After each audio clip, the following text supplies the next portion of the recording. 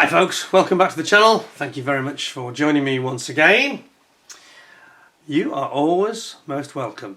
Well, today, as promised recently, the Berlin Flak Tower, the Berliner Zoo Tower G, the big one, also known as the Tiergarten Tower, because it was technically the Tiergarten at the time. So this is a flak tower built by the Nazis, and it was erected, I think, 1941 after they got this initial bombing by the RAF Wellingtons, which of course was featured in the Battle of Britain movie. You probably know the story that a German crew, during the Battle of Britain, long before the attacks on London, a German bomber crew got a bit lost at night, got disorientated and jettisoned their bombs and then headed for home, not realising they just bombed the middle of London. And Churchill was so angry about it, he sent over a Wellington squadron the next night and bombed Berlin. And of course it's featured in the Battle of Britain movie, where this bomber crew are to be punished because the Führer gave strict orders not to bomb London. And of course events overtake everybody. They go to Berlin about to get a severe reprimand from the Führer himself. Probably not going to end well for them, and while they're there, the air raid sirens go off, of course, and the Wellingtons arrive to bomb Berlin, contrary to the promise that Hermann Göring gave, that no bomber would ever reach the Reich. Well, that didn't work out too well for them, did it? Anyway, never mind about that. But the flak towers were therefore a response to this, to protect Berlin. Now these structures were, I've seen a couple of them actually. I've seen a couple of smaller ones. They've got a couple in Vienna, amongst other places that I've been to. And they tend to be normally a round tower with these little parapets built around the outside for the emplacements for the guns, which are usually 28mm cannon. But this one, they did build a couple of these. There's another one I think in Hamburg like this. It still stands today, but this one was demolished at the end of the war. When the Battle of Berlin was lost, and the Russians initially apparently, or the Soviets I should say I suppose, ransacked the building and found lots of art treasures in it allegedly, so that's quite interesting. I don't know what they kept in there. And that was all taken off to Moscow, and then the British inherited the zone as part of the British sector of the demarcation of the division of Germany. And the British in 1947 decided to demolish this rather unsightly building in front of a gathered throng of journalists from all over the world, and apparently they put 25 tons of TNT and detonated this with an almighty bang for almost nothing to happen really. And one sharp-tongued American journalist allegedly, when the dust settled, he allegedly piped up and said, "Well, made in Germany." Because obviously these things were made to last, you know. Anyway, the British had subsequent attempts. They had 3 attempts at destroying it.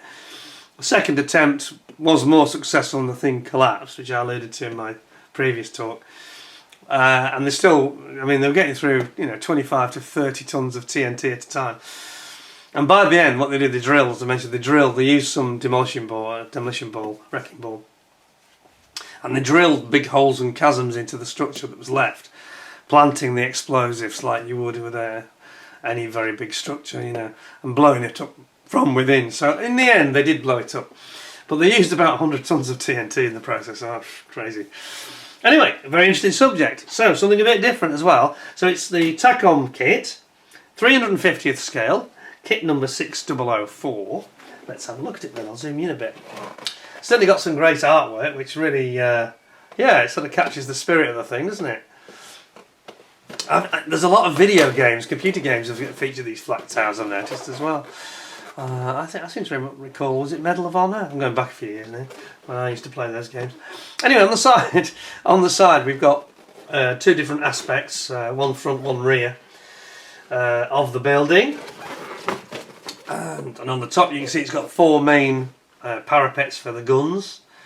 They basically had, I think they had like a lift up the centre to actually help them to hoist up all the ammunition. See, we've got a little bit of photo-etch here. Well, let's have a look at it. Let's get cracking and see what's inside. Now, this kit was kindly loaned to us by David, friend of the channel. And one of the more interesting, unusual subjects actually we've had on the channel, if I'm honest. So let's have a look. Oh, okay. Sorry, I'm just a bit stunned because there's not quite as much plastic in the box as I thought there would be. It's actually quite a lot of empty space, and the plastic is not overbearingly in volume, shall we say. Right. Let's have a look at the old. It's got a resealable bag. That's good. See what we've got here. Okay. Now then.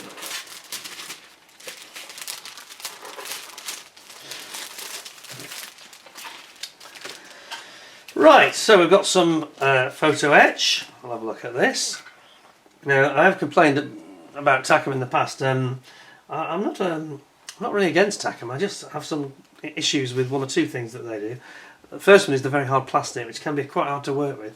Second thing was, certainly when I was doing the Seawolf and Sea Dart, we had some very bad, kind of overbearing sprue gate contact points in bad places, and of course because it's this hard plastic it's quite hard to get rid of as well, quite hard to clean up. And the other thing was the photo etch, which was a bit clunky, I thought, but let's have a look at this and keep an open mind. So we've got, well, it looks like a hoist crane there. Well, I think that's for the ammunition. That's going to be for the ammo, for bringing the ammo up, I think. It's probably for distributing it onto trolleys or something. Then we've got what looks like the gun breeches, I think. Part of the gun breeches here. And then you've got lots of parts, I think it's to do with guns and ammunition boxes. Looks like those look like the top of the ammo boxes with all the ammunition, doesn't it? That's quite cool. It's a 28mm cannon they used to use as the anti-aircraft guns normally. I think they're normally in pairs. And they did have smaller ones as well. Did they have 88? I'm looking at the artwork and it looks like there's an 88 and 28. 28mm on the lower deck and it looks like 88mm on the higher deck, so that could be it.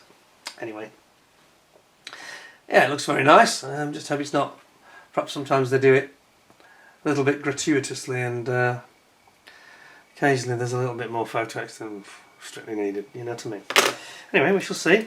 Let's have a look at the instructions now. One thing about Takom I do like is A, the moulding quality, and B, they do these rather interesting instructions. I'll get into that in a minute because there's elements about that I don't like, but they do some history, which is always good, and I think that all manufacturers should do this. So let's have a read. Picture of the Flak tower on the front, the Flak term. So it says the Zoo Flak. Oh, it says it here. The Zoo Flak tower, or Flak term, Tiergarten, was a fortified flak tower in Berlin from 1941 to 1947. It was the first one of multiple flak towers used to protect Berlin, built to protect from Allied bomber raids. Its primary role was a gun platform to protect the government district of Berlin. From 1943, the roof of the structure was armed with, oh, here we go, it sounds like I was wrong, so we'll go with this, 4 twin 128 millimetre Flak 40 mounts. So they are a big gun, aren't they? So that's like a siege gun, you know, artillery piece. Apparently you can get a kit of it, Takom 2023.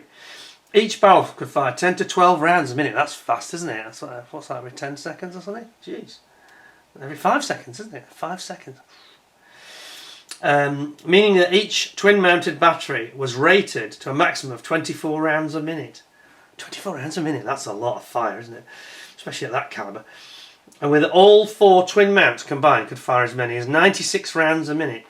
The smaller 20 and 37mm anti-aircraft guns were mounted on the lower platforms to protect the big guns from low-level attacks.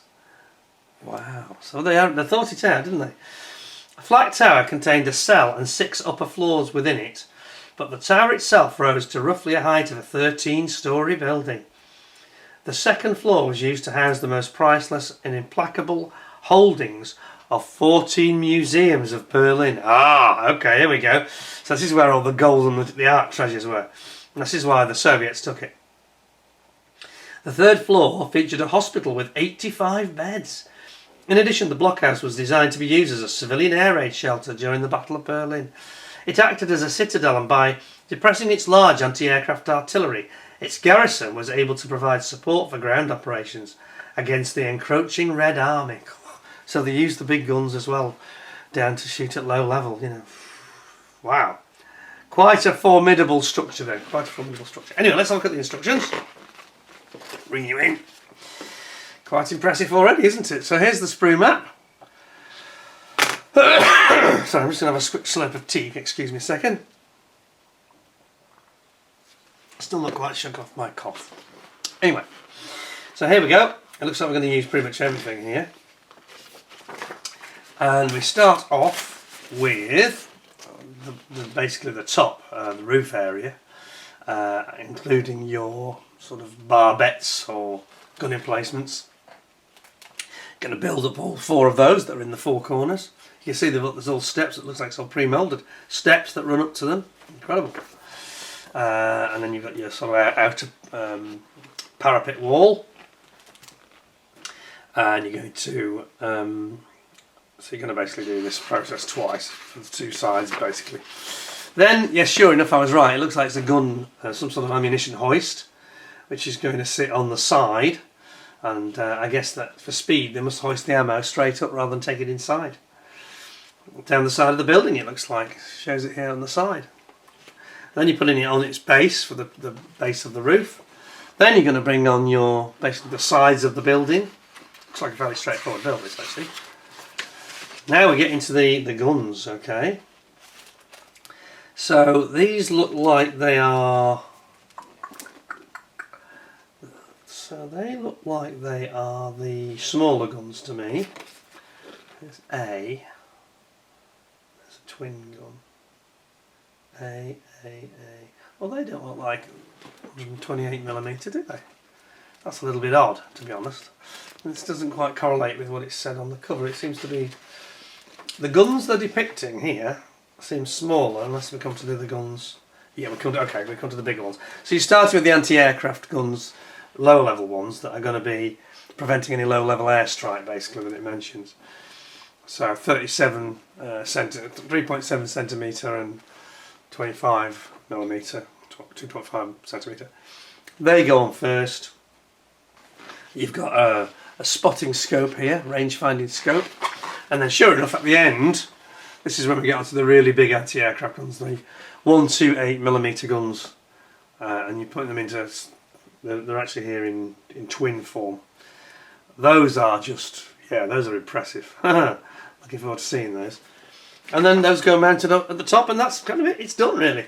You've got a bit of a paint guide there, like an ammo paint guide. And that's your flak tower. So that seems actually as a build fairly straightforward, I've got to say. Some fiddly stuff with the guns, some small parts, but apart from that, not a problem. Sorry, I'm just going to make my phone to silent because it's making noises for no reason. Right, so that's the destructions.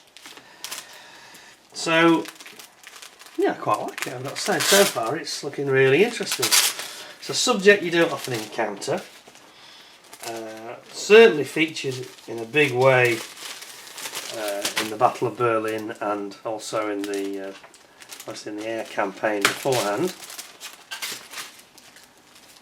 Very good, very good. Let's have a look at the parts then. So, we'll start with the big one, the top one, the roof, so to speak. Now then, is this resealable or not?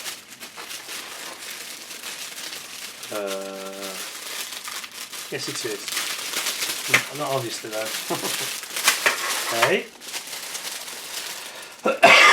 Excuse me. So, this we need to zoom in on. It's got some fine detail on these steps and things. Look at that. This is the roof.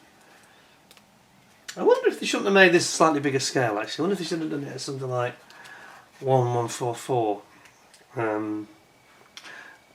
I feel they're selling it a little bit short, perhaps at this scale actually, but it does look nice. Look at this. Look at the stairs. So this is your gun emplacements. There's your steps and the doorway for the troops to run through when the air raid siren goes off. Yeah, so 2021 this was tooled. Yeah, there's quite a lot of kind of blemishing within the surface, but it's not on the surface actually. I think it's just in the plastic, if you know what I mean. Can you see that? But yeah, it's got some presence. It's got little doorways at the corners. Again, like a sentry door. That's very impressive. Nice piece. I like those stairs, they've done those well. Quite an impressive thing, isn't it?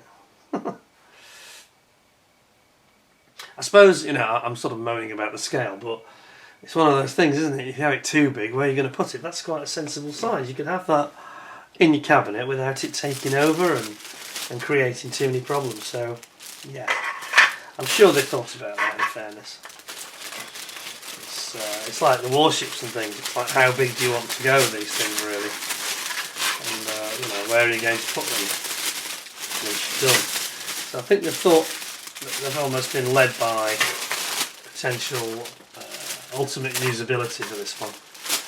If they'd have gone to make it too detailed and too huge, it would have created its own problems, I think. Right, that's the first one. Second one is basically the... I've got some rips in this.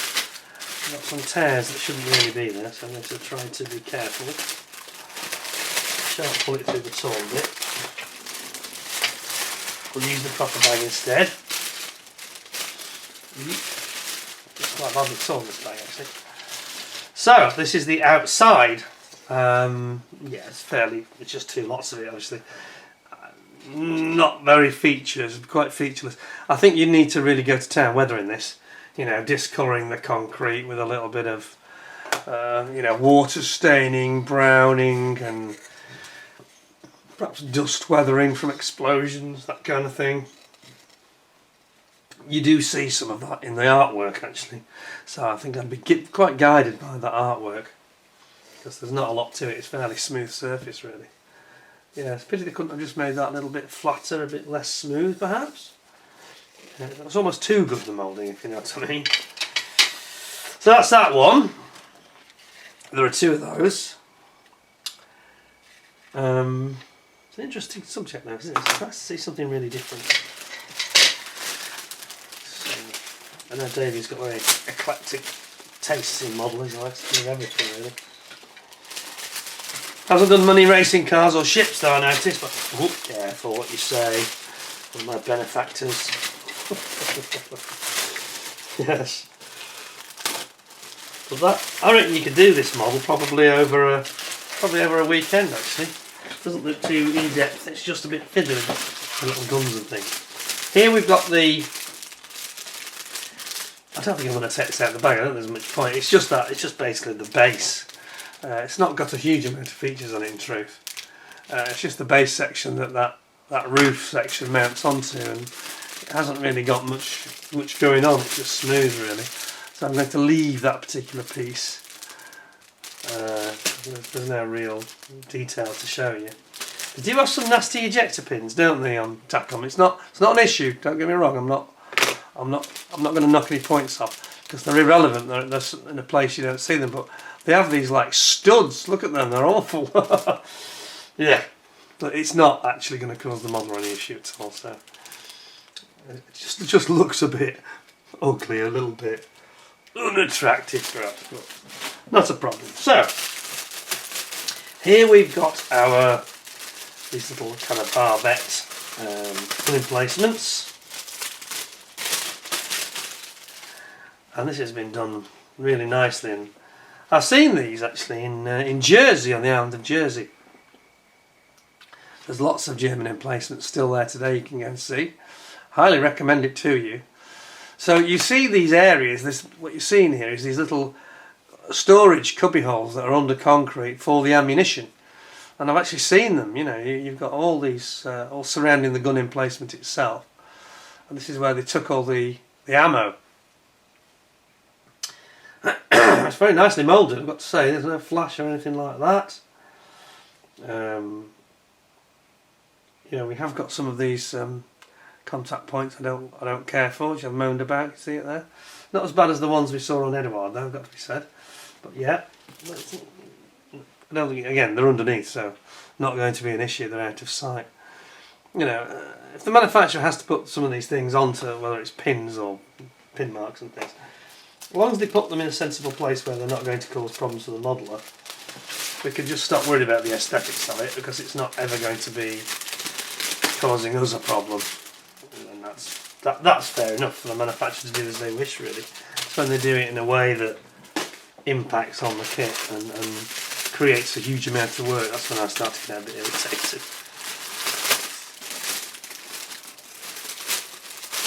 Right, there's two of these that are identical, so I'll just get one out. And this is some of the basically there's like the covered ammunition storage area, I think, that goes next to the big 128mm guns.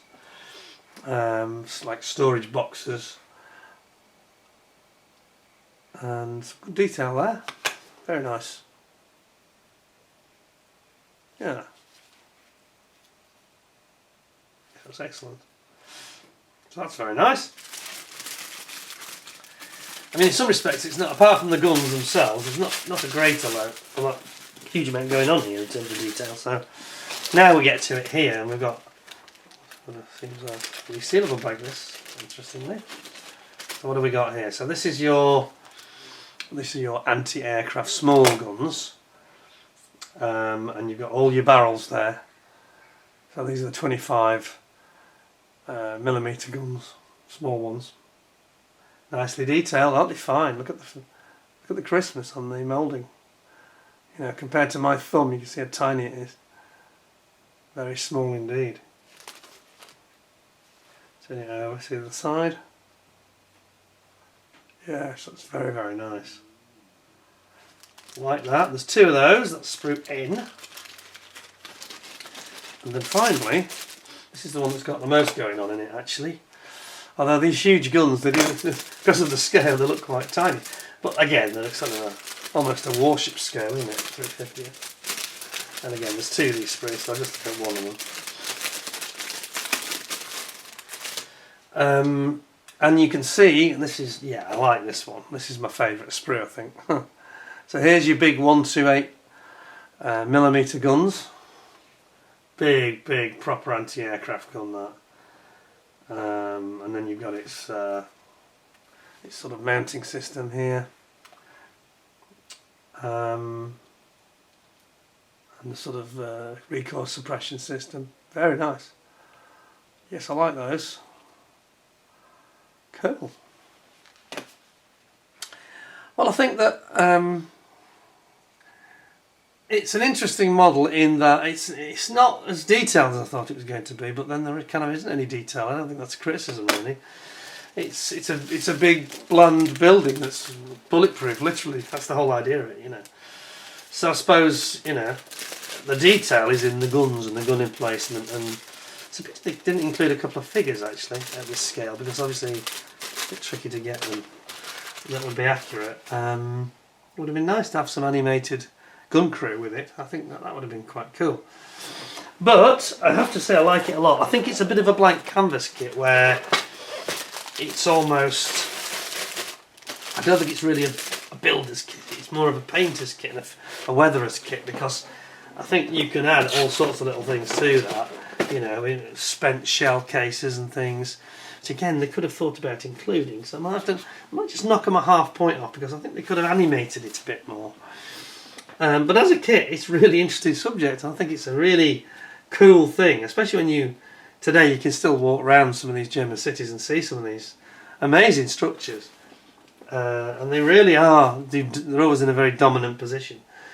And it must have been very scary to be in a bomber, or even a medium level sort of fighter bomber, you know, Mosquitoes or Lightnings or whatever, going into Berlin when you've got this firepower rained against you. Horrendous. Anyway, I think I'm going to give it 9 out of 10. I think that's kind of fair. I think that their instructions not terribly descriptive. I don't get it with Takom, because they go to the effort of putting this nice, really good history on the instructions, and then in the actual instructions themselves they just stop speaking to you. There's no words, which I always find a bit weird. But overall, yeah, I think it's a very interesting subject. It's not too big. I might have liked it to have been a bit bigger, with a bit more graininess to the surface of the wall.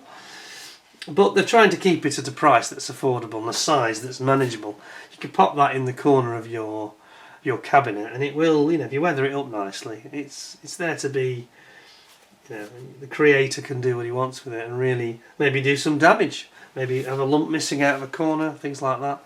Yeah, so it's a nice kit and an interesting subject. I'd like to see more unusual subjects, and Takom are very good at that, aren't they, in fairness? So 9 out of 10. I don't think it's too unfair. Hope you'll give me 10 out of 10 with a thumbs up. Please stay tuned to the channel.